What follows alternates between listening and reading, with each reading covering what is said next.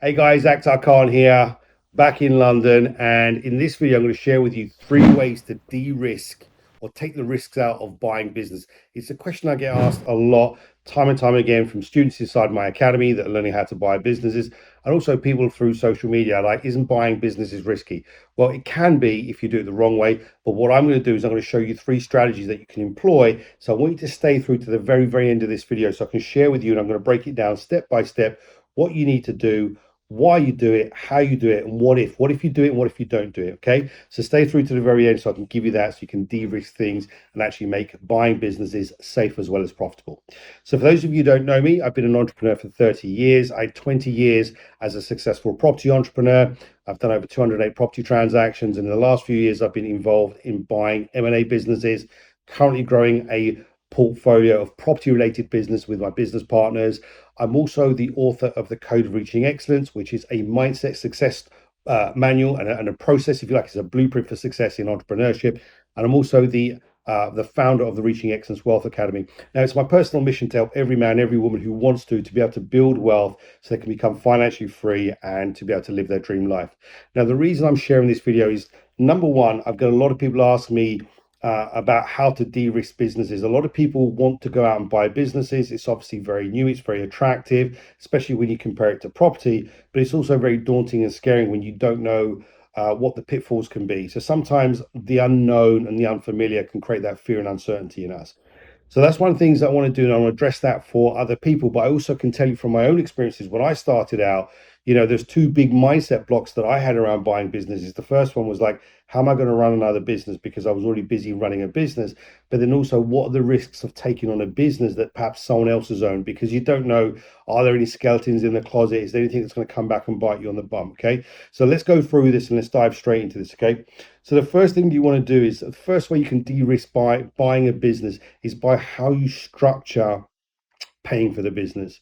Now, I'm a big, big fan of deferred consideration. So, what is a deferred consideration? A deferred consideration is where you pay some of the money or no money up front, and then you pay for the consideration. Consideration basically means the amount of money you're going to pay for the business. You pay the consideration off over a period of time. Now, the beauty of doing this is you want to defer as much as possible. Basically, it's like buy now, pay later. You want to defer as much as possible because this minimizes the risk. Okay. The risk is using your own cash or using the bank finance or bank's finance or institutional finance, but something goes wrong down the line. Okay. So there's a number of deep reasons that you want to do this. So this is what you do. Why you do this is because you're essentially going to be paying for the business out of its profits. So if someone says to you, yes, my business is great, it's profitable, it's bona fide, it's all solid, and you go great, and you're 100% confident around that, and they say, yeah, absolutely, and then you propose a deferred consideration, and they say no, you have to ask them why. Is it because they need all the money up front, or is it because they've been telling you porcupines about their business? And you've got to remember, not everyone's going to be honest. Sometimes brokers, they've got their own motivation. I'm not saying every broker's like this, but also some business sellers, they want to flog you a dead horse. Okay. Not everyone is like that, but you have to be diligent. Okay. So you want to defer as much as possible. The second thing is this: if you are going to get finance, you're going to have to give some kind of personal guarantee in most cases.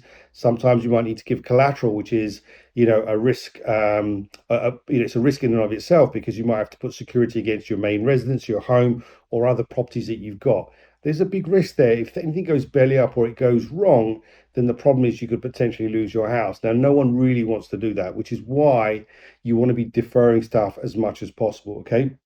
So, how you actually propose a deferred consideration is by saying to the owner, hey, listen, I'd like to buy your business, but I would want to pay for this in an installment plan. I want to pay for this in terms of a deferred consideration. Now, you might want to put some money down. I think it's a good idea to put a little bit of money down to show that you've got some skin in the game.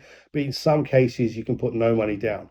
Now, again, there has to be certain conditions that make it viable for someone to accept that kind of offer. So typically someone has to be motivated. So what kind of things would warrant being motivated? So retirement sales is one, ill health is one, stressed, tired, burnt out, bored of the business. In essence, there has to be a pain point with the seller of the business, and also there has to be a lack of a sale, like it's been on the market for a long time, it's been on the market for a year, 18 months, 2 years, so forth. Okay, and that makes them more motivated. So if they can't sell it in the traditional way where someone comes along and buys it for cash or gets bank finance to buy it, there's probably going to be some kind of problem with it. Okay, now your job as a deal maker, as a business buyer, is to figure out what the problem is. Has it been overvalued? Is it that the price of the business versus what it makes in terms of its profit doesn't quite stack up? And let me give you an example of this. I'm looking at a business at the moment. It's valued about 2 million. The asset value is about 1.7, but the income that it makes is relatively low. It's making about £400,000 a year profit. So if you put that into perspective, like, what's a loan going to cost you? How much money do you need to put into this business to make it viable? There's a lot of cash into this business for not a great deal of return. And of course, you've got all the risks of running a business as well. Okay, so you got to look at it and say to yourself, why can't they sell this business? Can you think out of the box and come up with a solution? And if you can, that's when you can propose a deferred consideration. So one of the things that we're looking for when it comes to looking for these deals is you're looking for someone who has got a great business or good profitable business or a business that's got scope. Okay, sometimes you're not looking for a business that's perfect from day one. You're looking for a business that you can make into a great business. You can look at a business that you can refine, you can make more efficient, you can put the right systems and processes in place, you can grow and scale, and you can make it into something great. So you've got to look at those businesses and see why it's not selling, what the problem is, and can you solve it, and then structure a deal around that. One of the key things that you want to be looking for, especially if you want to be doing deferred considerations, is motivation. So you want a good business that's profitable, that's got scope and potential, and you're looking for a seller who's motivated. So one of the questions that a lot of my students come back to me and ask is like, well, what do I need to be asking a broker, or what do I need to be asking a vendor of a business? Well, you want to ask, like, what's the reason for sale and how long it's been on the market for? Have they had a sale go through before that's perhaps fallen through? Because again, if they have, then those sellers tend to be more motivated. And as long as you can do a deal that meets what their needs are, and that can sometimes be a monetary amount, sometimes it can be certain terms and conditions of the deal, you can get to do the deal on your terms, which is a deferred consideration. So this is one way of de-risking the deal. Okay, the other way of doing it is, the best case scenario is doing this where you put zero money down, and it's possible. I've done it, and there are other people out there that have done it. It's not always the case. The second way, which is a halfway point, is where you put some money down and then you defer the rest of the payment. So let's say, for example, if you've got a business, let's say £1 million transaction, let's say you put £250,000 down, and then you pay the rest over an agreed period of time. That way, you're not like, have to put £1 million in cash down. You can either use your own capital if you've got it, or you can go and raise it in different ways. You can either raise it from a private investor who comes in. They either become a straightforward loan, or it becomes like a shareholder agreement where they invest into the business. Or you could look at how else could you raise that money? Could you raise some money from within the business? Is there cash in the bank? Is there some assets that you can utilize to be able to refinance? Again, you want to be putting as little money of your own in as possible so that you can de-risk the transaction. Okay, that's one thing you want to be doing. The third thing that you're going to be doing is how you structure the company acquisition. So what you want to be doing is having the company that you purchase, having the shares owned by an SPV. So what is an SPV? An SPV is another limited company. It's called a special purpose vehicle. And the purpose of that company is to hold the shares of the company that you're buying. Then that company needs to be owned by a holding company. So this is a standard structure that you have. The reason you want to do that is because if anything goes belly up and goes wrong, then it's the SPV that takes the hit. Now, what could go wrong?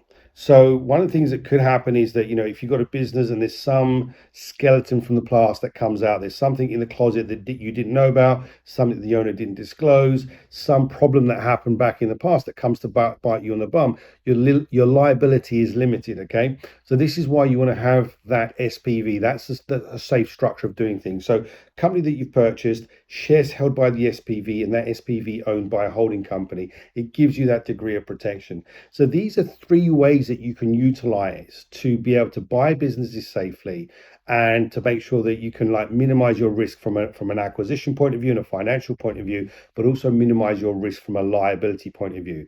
So this is simply all the things that you need to do. There's three things that you need to do to be able to de-risk de-risk your transactions. The other beauty of this is if you do this and you do deferred considerations on acquisitions, then you can actually buy more businesses quicker because you're not having to put huge amounts of capital down. You're not having to go and get loads of bank finance, which means you're going to be jumping through loads and loads of hoops. It's not an easy process.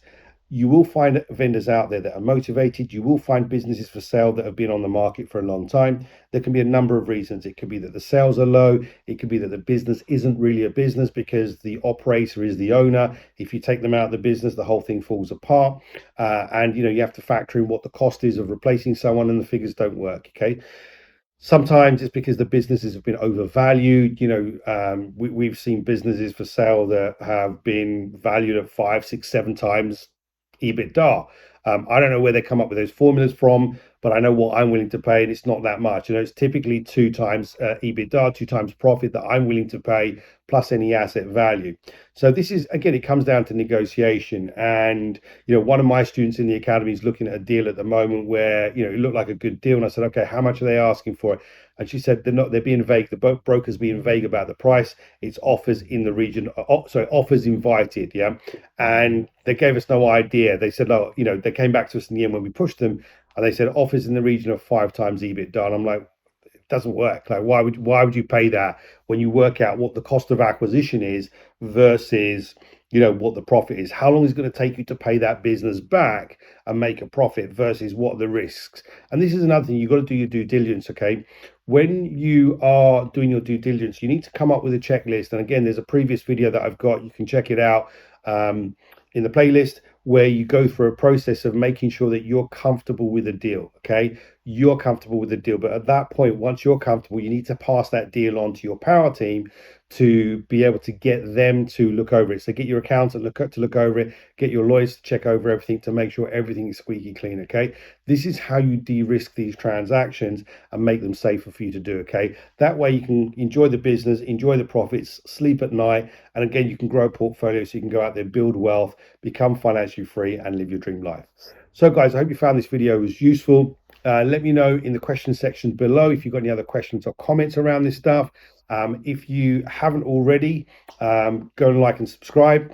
Also, you might want to consider joining our Facebook group. There'll be a link below. We also have an M&A training class, which is a business buying masterclass. Again, link below this video.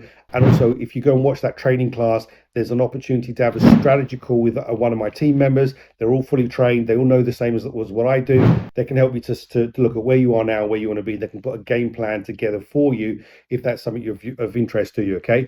So guys, go out and put this stuff into practice. Go buy businesses, go get some support, make sure you get the right kind of people around you, and get out there, build wealth, live the dream. And I look forward to seeing you on the next video. Take care. Bye for now.